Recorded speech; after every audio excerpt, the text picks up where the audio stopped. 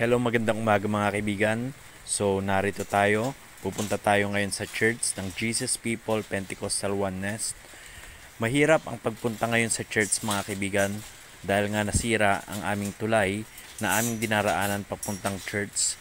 Pero gayon pa man, kailangang magtiis at kailangang magtiyaga kahit umulan man o umaraw dahil alalahanin natin iisa lang ang ating buhay at dapat sa temporary na buhay natin ito matagpuan natin ang buhay, ang daan sa buhay na walang hanggan at yan ayon sa Biblia ay sa pangalan ng ating Panginoong Hesukristo lamang. Kaya pagsusumikapan natin na matupad sa mundong ito o magampanan ang will ng Diyos sa mundong ito habang tayo nabubuhay pa.